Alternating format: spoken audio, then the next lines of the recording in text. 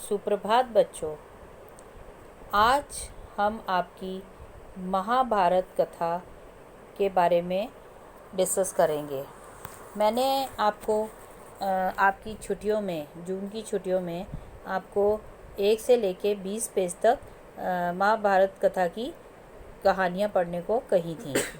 तो आशा करती हूँ आपने सबने वो कहानियाँ शायद पढ़ी भी होंगी। लेकिन आज पाठ 11 शुरू करने से पहले सबसे पहले तो मैं आपको बाल महाभारत कथा की इसकी आपको समरी छोटी सी बता रही हूँ, जिसमें आपको थोड़ा इसके बारे में पता चल जाएगा। जिनके पास बुक्स नहीं है उनको इसकी कथा के बारे में थोड़ा पता चल जाएगा। तो पहले आप देखिए, पहले आप स्टोरी को सुन लीजिए। महाभारत महर्षि पराशर के पुत्र व्यास मुनि द्वारा लिखी गई है। व्यास जी ने यह कथा अपने पुत्र शुकदेव व अपने शिष्य वैशन्यपायन को सुनाई थी। महाराज परीक्षित के पुत्र जनमेजय के यज्ञ में उपस्थित ऋषियों को यह कथा सूत जी ने सुनाई थी।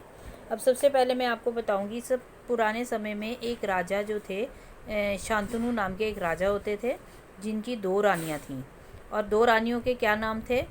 गंगा, और दूसरी रानी का नाम था सत्यवती। अब जो गंगा थी उससे एक पुत्र का जन्म हुआ जिसका नाम था देवव्रत। अब देवव्रत जो थे वो भीष्म पितामह, उनका बाद में नाम रखा गया भीष्म पितामह। तो भीष्म पितामह किसके पुत्र थे? गंगा से, गंगा जी के। और ये गंगा किसकी पत्नी थी? शांतनु की।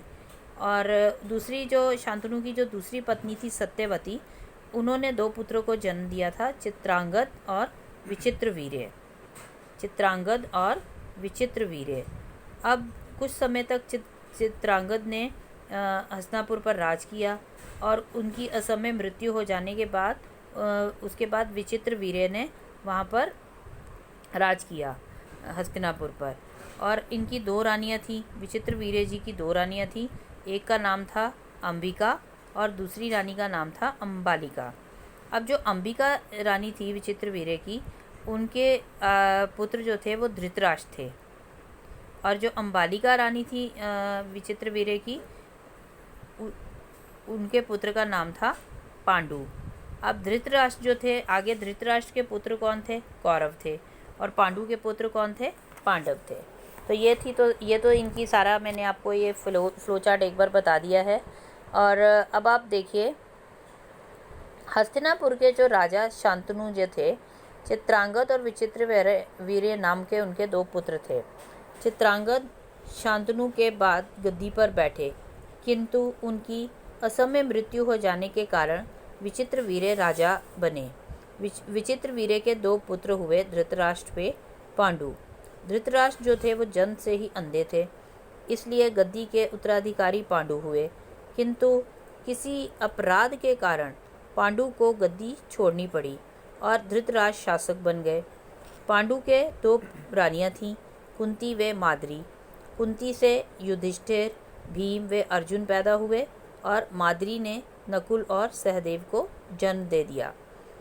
अब पांडु को किसी ने श्राप दिया हुआ था, तो श्राप की वजह से पांडु जो थे वो अपने राज्य को छोड़कर, हस्तिनापुर के राज्य को छोड़कर अपनी पत्नियों के साथ जंगल चले गए। और वहीं पे इन 5 पांडवों का जन्म हुआ। पांडु की मृत्यु के समय युधिष्ठिर जो थे वो केवल 16 वर्ष के थे। और पांडु की मृत्यु के बाद कुंती 5 पुत्रों के साथ हस्तिनापुर लौट आई। माद्री जो थी वो अपने पति के साथ ही सती हो गई थी। सती होने का मतलब अपने पति के साथ ही वो भी मर गई थी। अब पितामह भीष्म।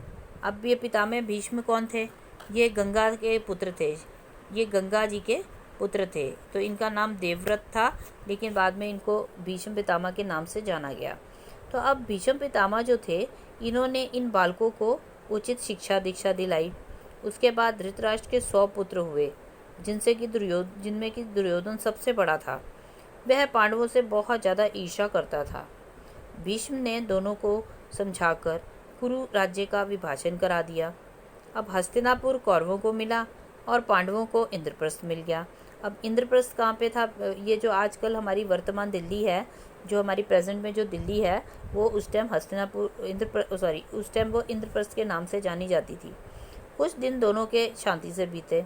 पांडवों से ईर्ष्या रखने वाले दुर्योधन जो थे, उसने अपने मामा शकुनी व अपने मित्र कर्ण से सलाह मशवरा करके पांडवों को चौसर खेलने के लिए हस्तिनापुर बुलाया। अब इस खेल में पांडव सारे हार गए और इसी कारण उन्हें 13 वर्ष का वनवास मिल गया, जिसमें एक शर्त यह भी थी कि अंतिम वर्ष अज्ञातवास में रहना होगा। अज्ञातवास मतलब छिपके रहना होगा, किसी को नज़र नहीं आना होगा। उसके बाद उनका राज्य उनको वापस लौटा दिया जाएगा। द्रौपदी के साथ पांचों पांडव जब 12 वर्ष के वनवास के लिए गए तो 1 वर्ष के अज्ञातवास के बाद वापस आए तो दुर्योधन जो था वो राज्य लौटाने को तैयार ही नहीं हुआ। अतः पांडवों और कौरवों के बीच में कुरुक्षेत्र के मैदान में बहुत घमासान युद्ध हुआ, जिसमें सारे कौरव मारे गए और पांडव समस्त कुरुष राज्य के बाद में शासक बन गए। पांडवों ने 36 वर्ष तक राज्य किया और उसके बाद वे अपने पोते परीक्षित को राज्य सौंपकर हिमालय पर तपस्या करने चले गए। यही आपकी शॉर्ट में महाभारत की कथा है। अब ये आपको अगर समझ आई है तो उसके बाद आपको ये जो आपका पाठ 11 है, पांडवों की रक्षा, ये आपको तभी समझ आएगा। अब पांडवों की रक्षा की आपको मैं स्क्रीनशॉट्स दिखाती जाऊंगी और आपको इसकी शॉर्ट समरी बताऊंगी, क्योंकि ये चैप्टर आपका काफ़ी बड़ा है। पांचों पांडव, अब जो पांचों पांडव जो थे माता कुंती के साथ जब वरणावत के लिए जा रहे थे, तब विदुर, अब ये विदुर कौन थे? ये जो थे ये धृतराष्ट्र के महामंत्री थे। धृतराष्ट्र जो थे उनके महामंत्री थे।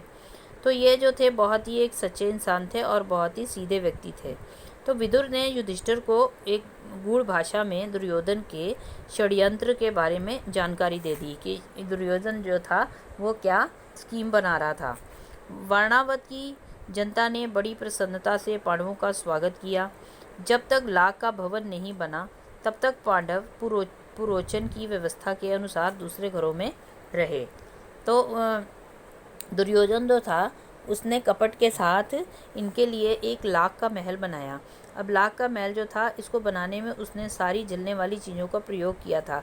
अब उसके मन में एक छल कपट था कि वो छल से इन पांडवों को इस महल में जाने के लिए रहने के लिए भेज देगा और बाद में ये इसी में जलकर ये पांडव जो हैं वो सारे ये मर जाएंगे।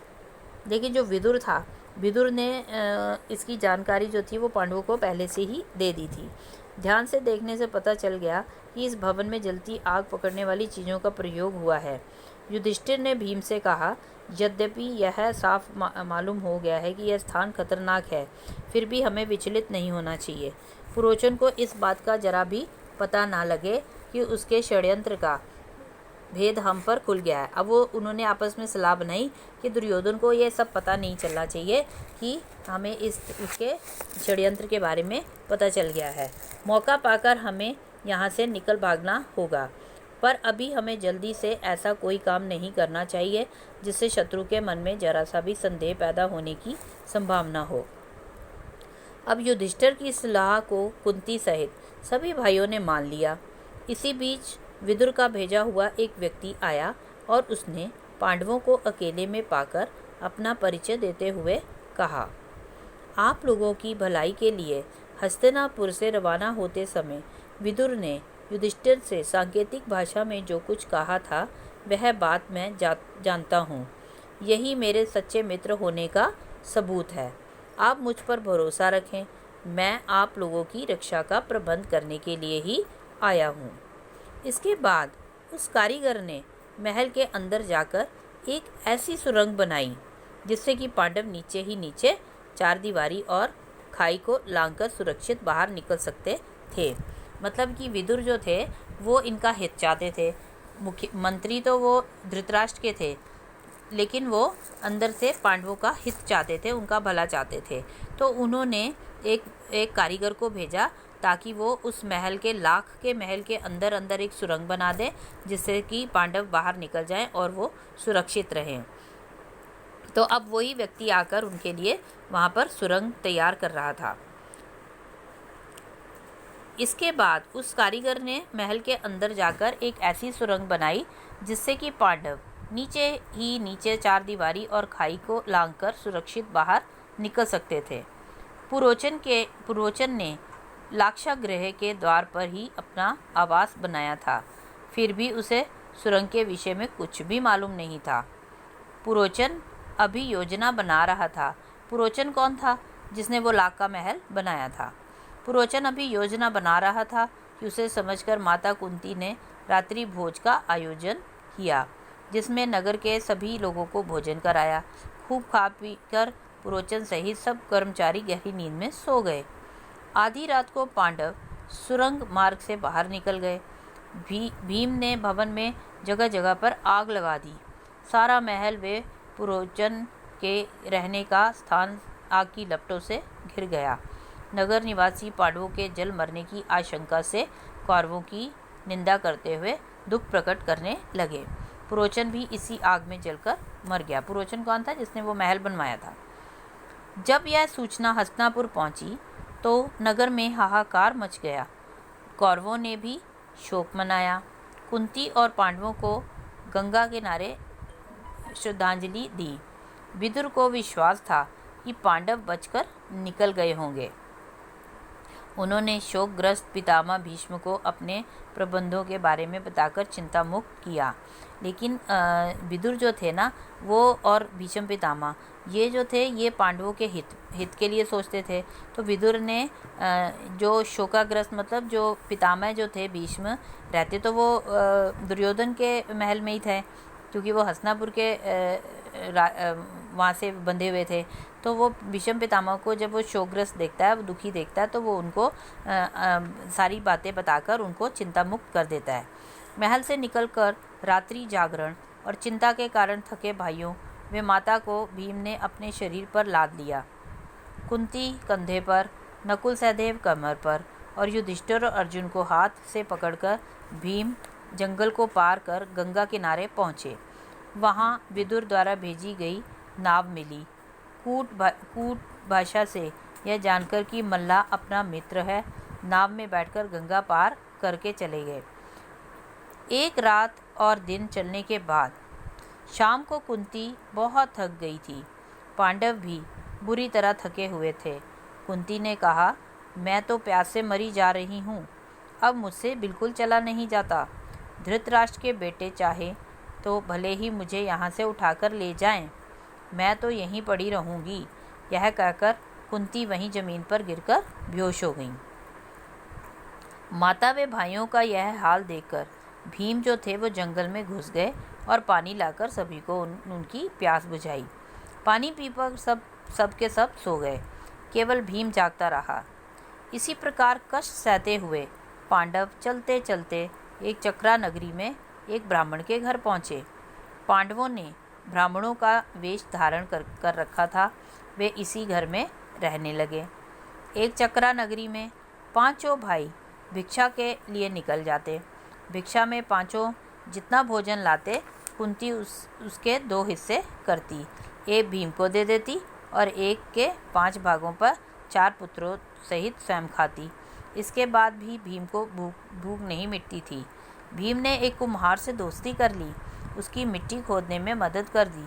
कुम्हार ने उसे एक बड़ी भारी डांडी दे दी। भीम उसी डांडी को लेकर भिक्षा के लिए निकलता। उसके विशाल शरीर और बड़ी हांडी के कारण उसे अच्छी भिक्षा मिलने लगी। एक दिन भीम भिक्षा के लिए नहीं गया था। ब्राह्मण के घर में से बिलक बिलक कर रोने की आवाज़ आई। माता कुंती अंदर गई तो ब्राह्मण, उसकी पत्नी, उनकी पुत्री व पुत्र की बात सुनकर वे व्यथित होकर ब्राह्मण से बोलीं, हे ब्राह्मण, क्या आप कृपा करके मुझे बता सकते हैं कि आप लोगों के इस असमय दुख का क्या कारण है? ब्राह्मण ने बताया कि इस नगरी का राजा बहुत निकम्मा है, वह प्रजा की रक्षा नहीं कर सकता। इस नगरी के समीप ही एक गुफा में बक्कासुर नाम का राक्षस रहता है। वह जनता पर बहुत अत्याचार करता है। अतः राजा से निराश जनता ने बक्कासुर से समझौता कर लिया है कि नगर निवासी बारी बारी से एक आदमी को खाने की चीज़ हर सप्ताह भेज दिया करेंगे। राक्षस ने यह बात मान ली। उन्होंने क्या उससे दोस्ती करी? अतः राजा से निराश जनता के बकासुर से समझौता राजा से निराश हुई जनता ने बकासुर से समझौता कर लिया कि नगर निवासी बारी बारी से एक आदमी उसको रोज़ खाने के लिए भेज दिया करेंगे। राक्षस ने यह बात मान ली। इस सप्ताह उस राक्षस के भोजन वे एक आदमी की बारी हमारे परिवार की है। अब वो उन्होंने बताया उसने ब्राह्मण ने कि इस बार हमारी बारी है राक्षस के भोजन बनने की। इस कष्ट को दूर करना तो आपके वश में है भी नहीं। तो वो उनको बोलता है कुंती को कि आप हमारे इस कष्ट को दूर नहीं कर सकते। ब्राह्मण की बात सुनकर कुंती ने भीम से सलाह लेकर वीर लौटाकर ब्राह्मण से कहा, विप्रवर, आप इस बात की चिंता छोड़ दें। मेरे 5 बेटे, उनमें से एक आज राक्षस के पास भोजन लेकर चला जाएगा। सुनकर ब्राह्मण चौंक पड़ा और बोला, आप भी कैसी बात कहती हैं? आप हमारी अतिथि हैं, हमारे घर में आश्रय लिए हुए हैं। आपके बेटे को मौत के मुंह में मैं भेजूं? यह कहाँ का न्याय है? मुझसे यह नहीं हो सकता। भीम को भेजने के प्रस्ताव को सुनकर युधिष्ठिर ने कुंती से कहा, माँ, यह तुम्हारा दुस्साहस है। दुस्साहस का मतलब ना सह सकने वाली हिम्मत है। युधिष्ठिर की इस कड़ी बातों का उत्तर देते हुए कुंती बोली, बेटा युधिष्ठिर, इस ब्राह्मण के घर में हमने कई दिन आराम किया है। जब इन पर विपदा पड़ी है तो मनुष्य होने के नाते हमें इनका बदला चुकाना चाहिए। मैं बेटा भीम की शक्ति और बल से अच्छी तरह परिचित हूँ। तुम इस बात की चिंता मत करो। जो हमें वारणावत से यहाँ तक उठाकर ले आया, जिसने हिडिम्ब का वध किया। हिडिम्ब एक राक्षस था जिसका उन्होंने वध किया था। उस भीम के बारे में मुझे तो कोई डर है न चिंता है। भीम को बकासुर के पास भेजना हमारा कर्तव्य है। भीम गाड़ी में भोजन सामग्री लेकर राक्षस की गुफा तक पहुंचा। वह बैठकर भोजन करने लगा। जब राक्षस भूख से व्याकुल होकर बाहर निकला तो उसने भोजन करते हुए भीम को देखा। भीमसेन और राक्षस में युद्ध हुआ, जिसमें राक्षस मारा गया। भीम उसकी लाश को घसीट कर ले आया और नगर के फाटक पर पटककर अपनी माँ के पास चला गया। तो ये थी आपकी पाठ 11 पांडवों की रक्षा, इसकी पूरी स्टोरी। ठीक है, तो अब आप इसको आपके पास जब बुक्स हैं तो आप इसको ध्यान से पढ़ लेंगे। ठीक है।